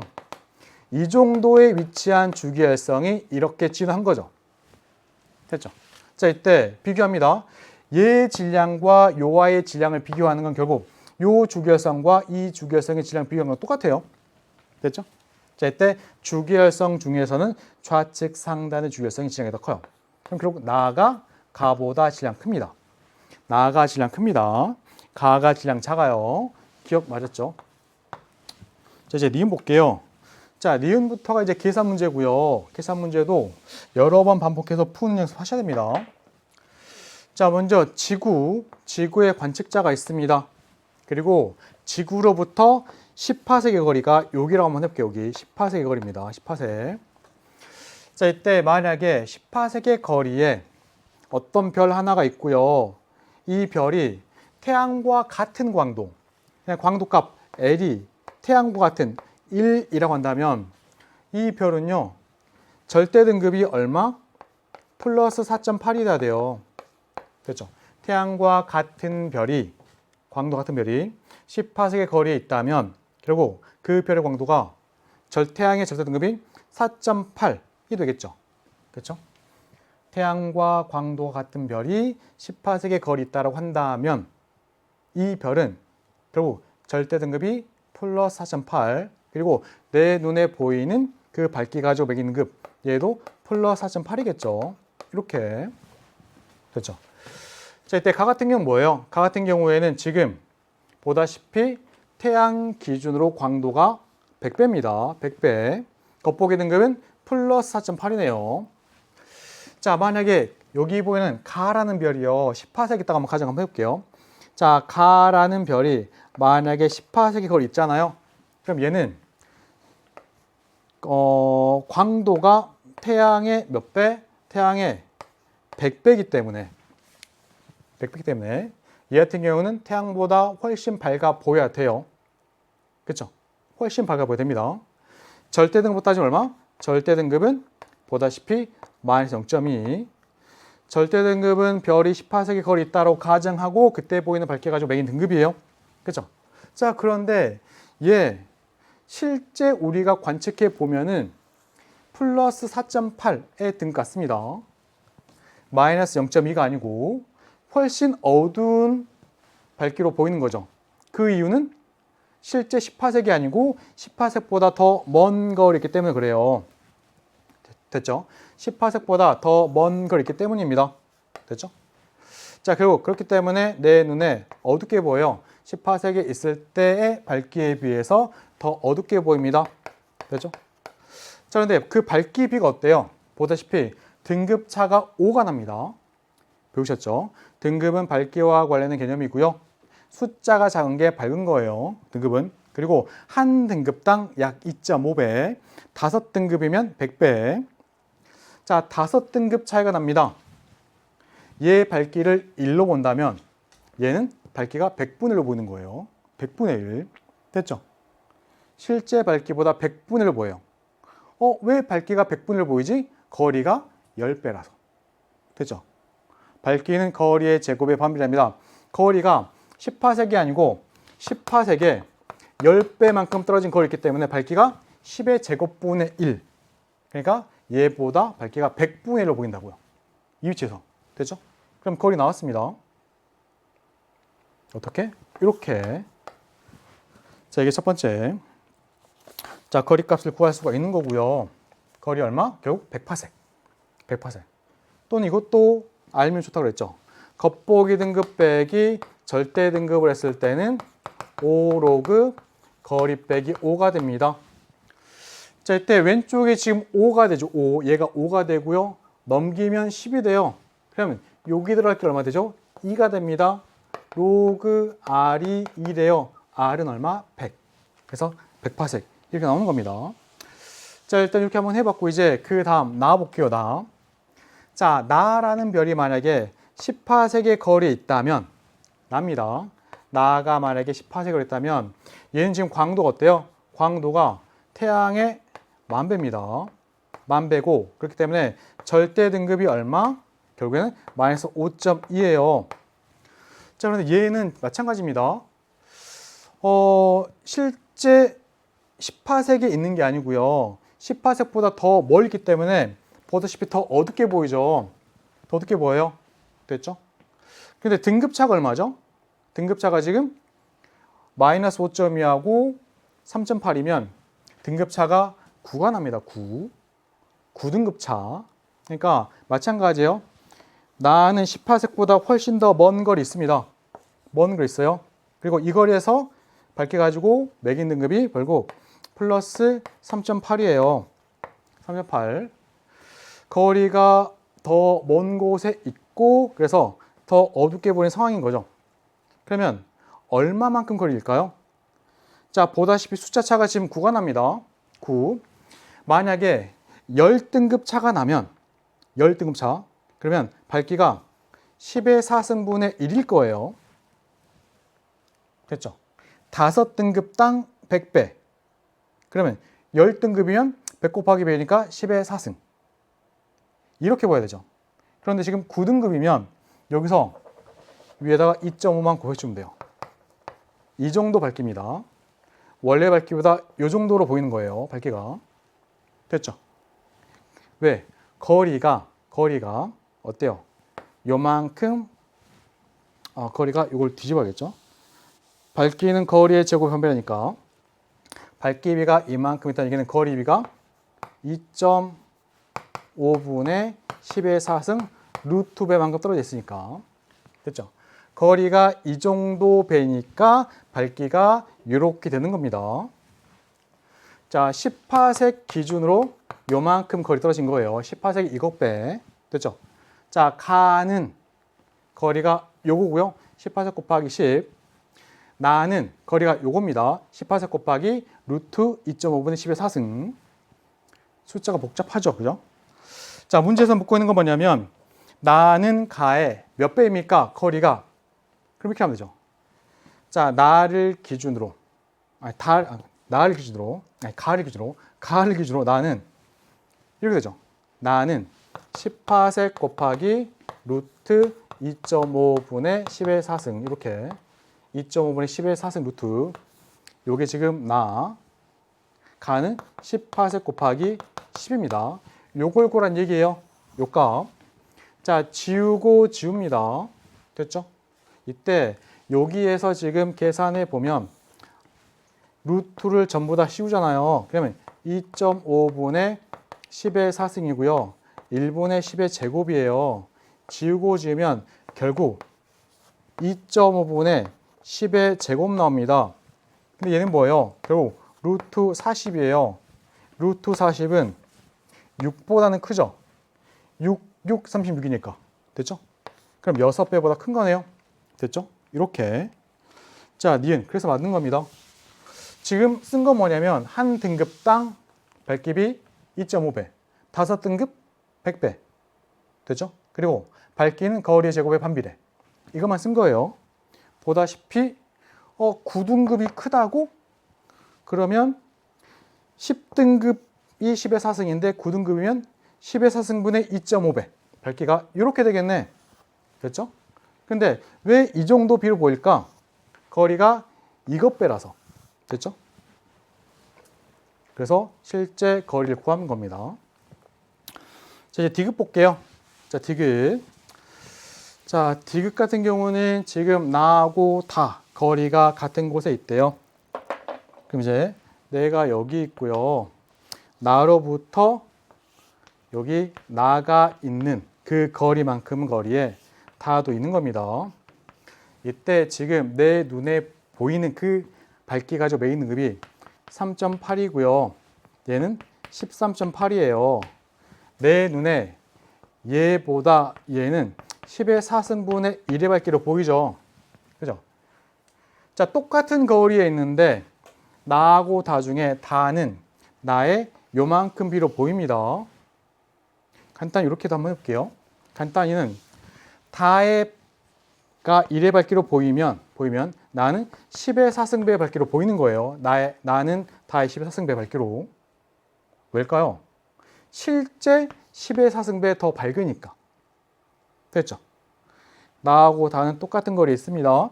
내 눈에 보이는 밝기를 비교한다면 얘보다 얘가 더 밝아 보이죠? 몇 배? 10의 4승배. 똑같은 거리에 있는데 10의 4승배 밝기로 보인다는 얘기는 실제로 10의 4승배 밝아서 그래요. 됐죠? 자, 나의 실제 밝기가 태양 밝기의 10의 4승배입니다. 그러면 다의 밝기는 태양 밝기랑 같겠죠. 여기 태양 광도랑 똑같아요. 태양과 광도가 같은데 태양과 온도도 같아요. 됐죠? 그러면 태양과 반지름도 같다는 얘기죠. 그러면 얘도 마찬가지 주계열성. 차이점이 있다면 둘 중에 질량이 더 큰 주계열성. 얘는 태양 정도 질량하는 주계열성.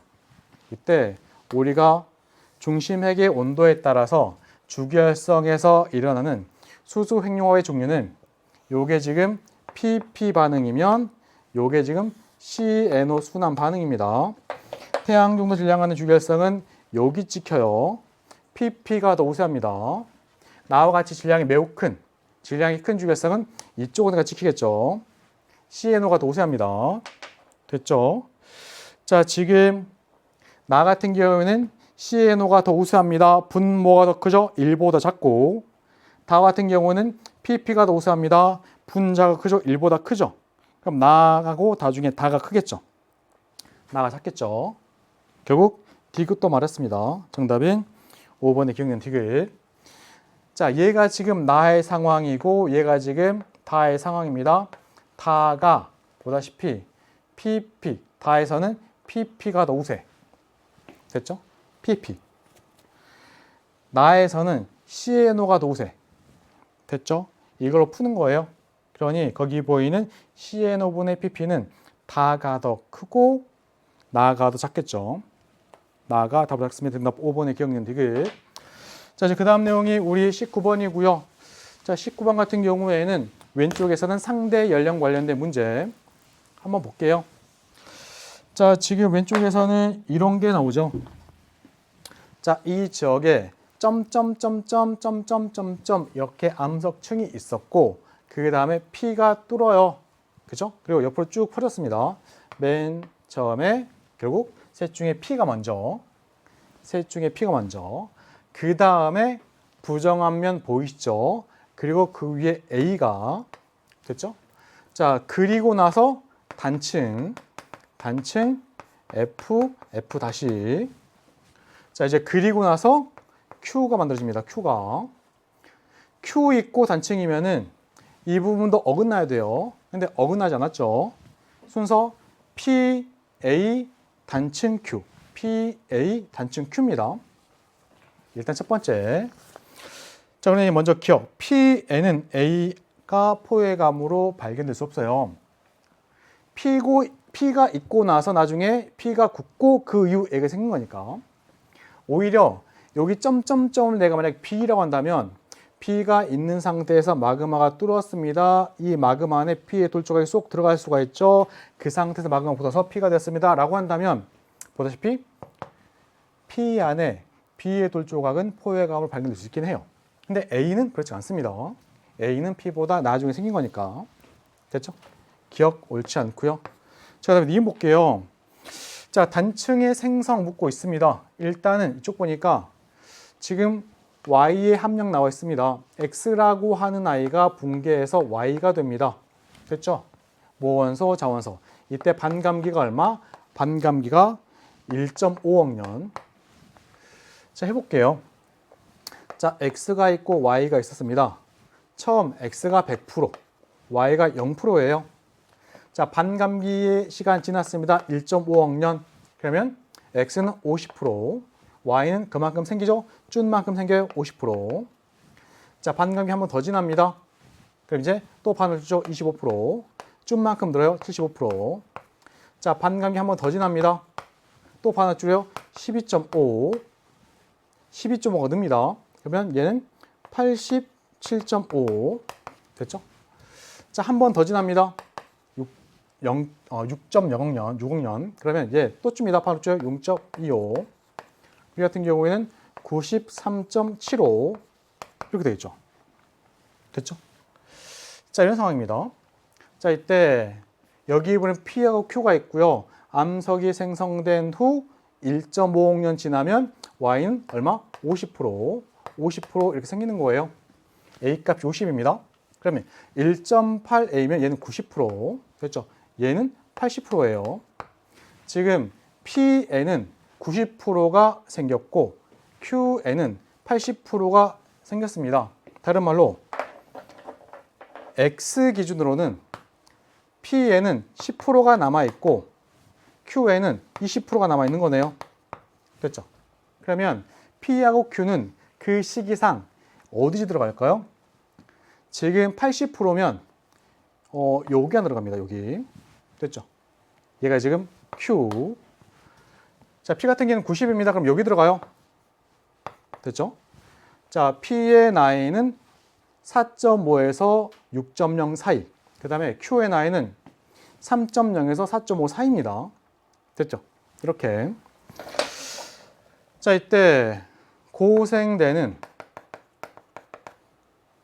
5억 4천만 년 전부터 2억 5천만 년 전까지니까 얘는 지금 고생대 안에 들어가죠. 됐죠? 얘는 어때요? 고생대 안에 들어갈 수도 있고 고생도보다 더 과거일 수도 있어요. 왜요?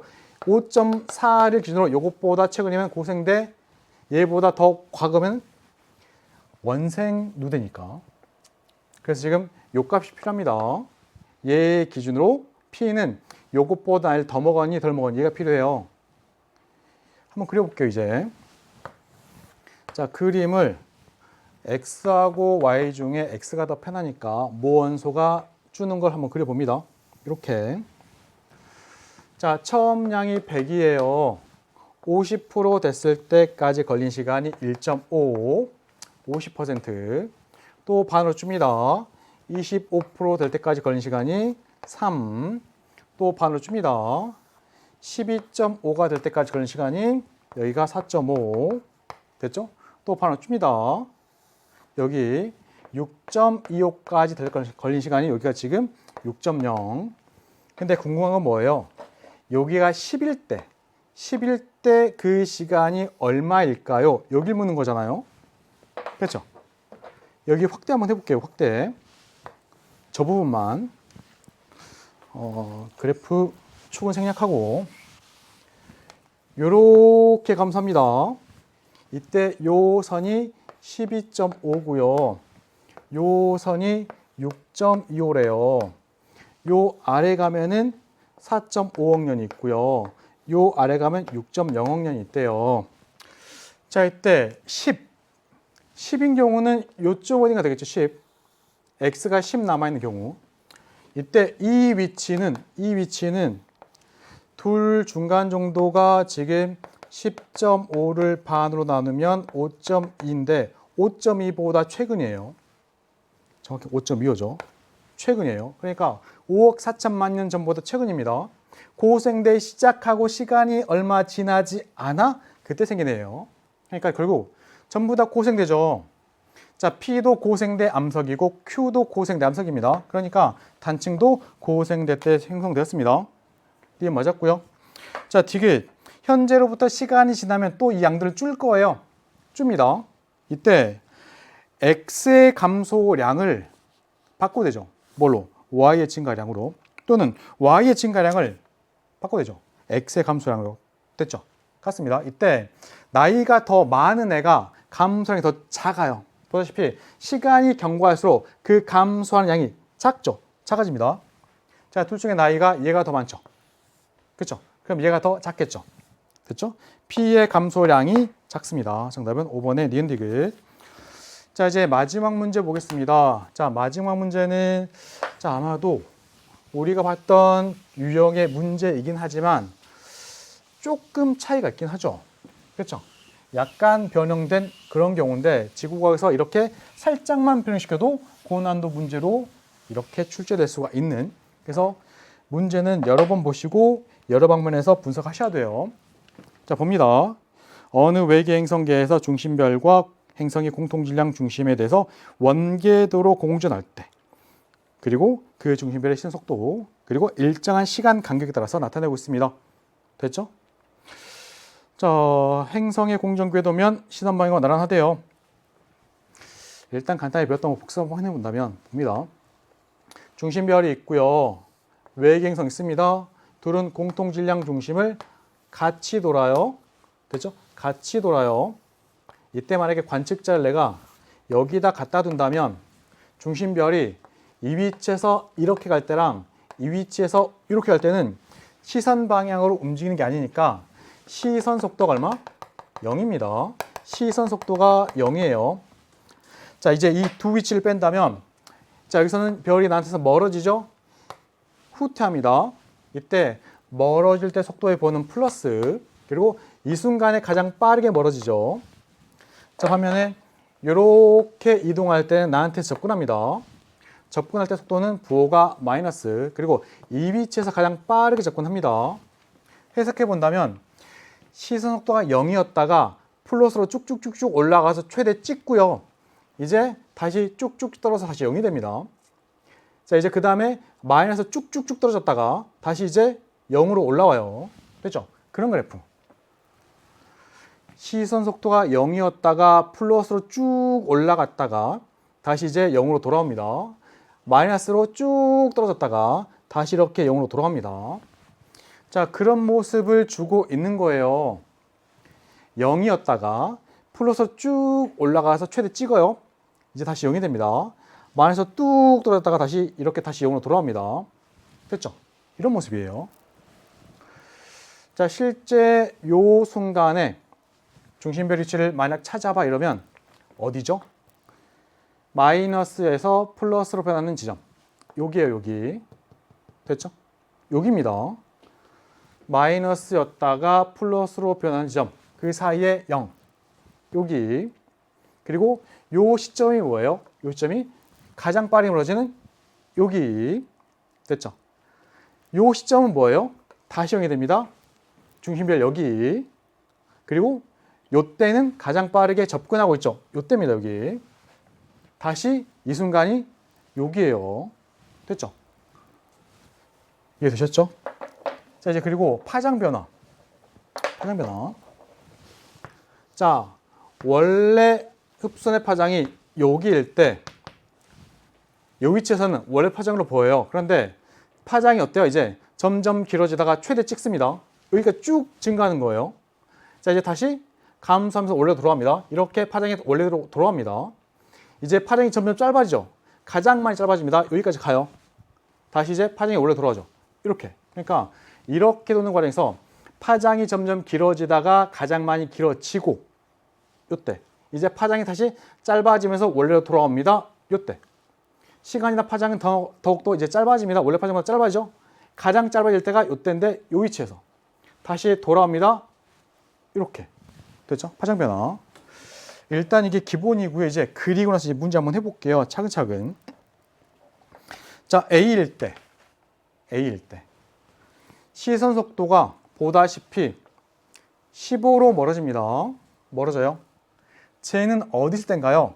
중심별이 여기에서 이렇게 가는 과정, 여기 어딘가 있을 거예요. 됐죠? 가장 빠르게 멀어지는 것은 보입니다. 그리고 이제 다시 0이 돼요. 그러니까 요 사이에 어딘가 있을 거예요. 자, 이때 지금 여기 보니까 시선 속도에서 최대 값이 30을 넘어갔죠. 자, 요게 지금 결국 뭐예요? 이 값이 실제 이 위치에서 별이 도는 속도, 얘가 공중전 속도입니다.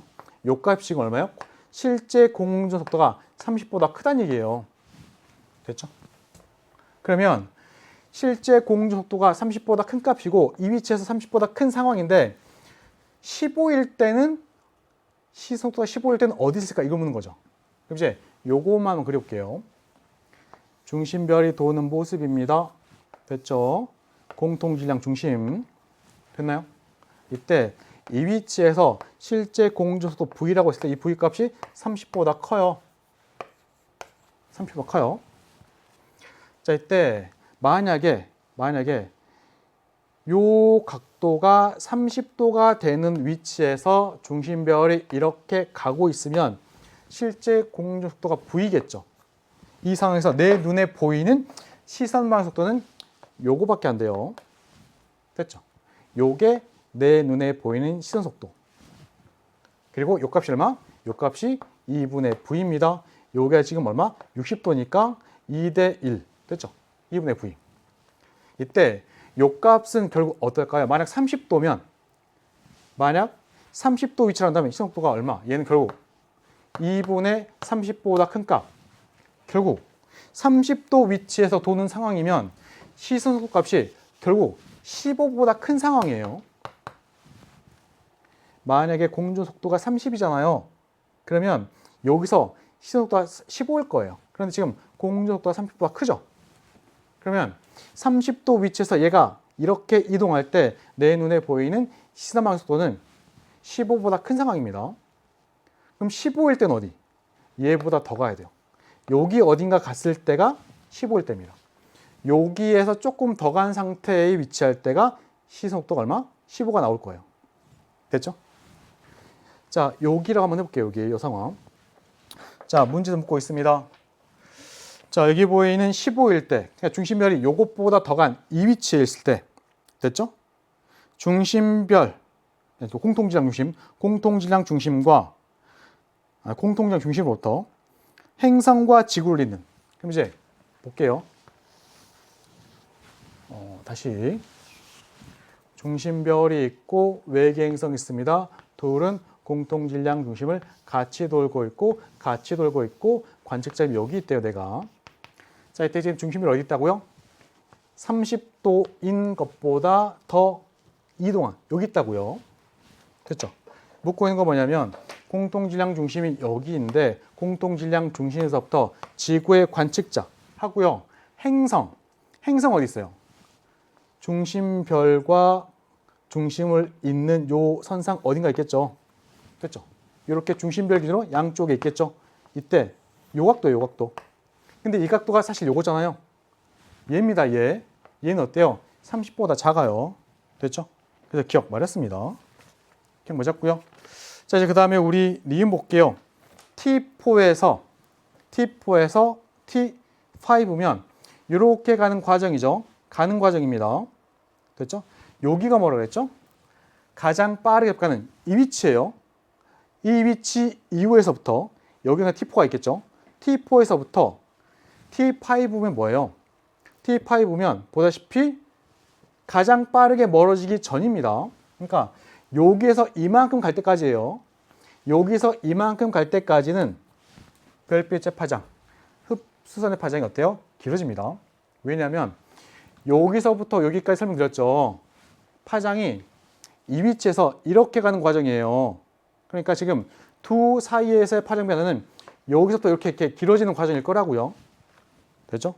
그래서 거기 있는 거 길어집니다. 그러니까 지금 가장 빠르게 접근한 그 이후 시점. 됐죠? 이 위치에서 대충. 그 다음에 이제 0이 됐다가 플러스 쭉 올라가는데 최대 찍기 전입니다. 그러니까 여기까지 갈 때까지 별빛의 파장은, 그러니까 흡선의 파장은 길어지죠. 흡선의 위치가 이렇게 넘어간다고요. 됐죠? 자, 이제 디귿 볼게요. 자, 디귿 보기가 제일 어려웠을 거라고 생각이 되고요. 이때 필요한 게 얘입니다.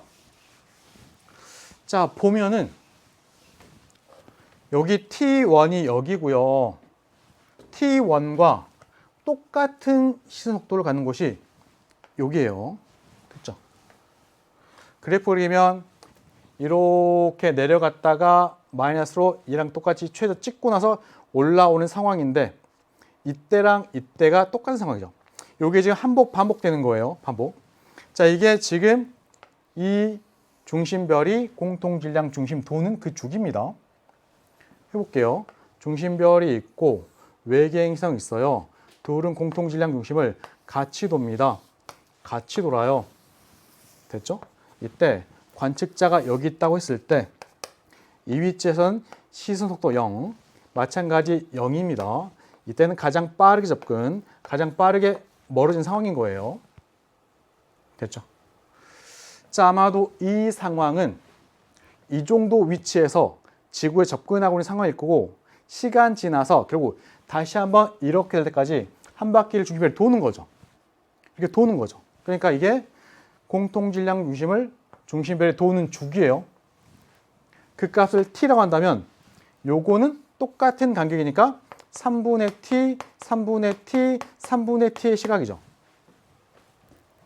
됐죠? 3분의 t, 3분의 t, 3분의 t. 되시나요? 3분의 1씩입니다. 자, 이 상황에서 볼게요. 봅니다. 자, 얘네가 지금 빙글빙글 도는 상황이에요. 됐죠? 이때 한 바퀴 돈다는 얘기는 t 시간 동안에 360도를 돈다는 얘기죠. 그러면 각각의 시간 동안에 얼마 도는 거예요? 각각의 시간 동안에 120도씩 돈다는 얘기예요. 120도 가고 또 가고 또 가서 한 바퀴 돌았다는 얘기죠. 자, 이때 T3의 특징은 뭐냐면 시선 속도가 0인데 플러스에서 마이너스로 가는 과정 0입니다. 중심을 어디 있어야 돼요? 여기 있어야 돼요. T3일 때 중심을 위치. 됐죠? 플러스에서 0이 되고 마이너스 가는 거니까 T3. 됐나요? 그러면 T3보다 앞선 요 시기는 120도 오기 전. 여기 이게 T2. 그러면 T1은 뭐예요? 또 120도 전.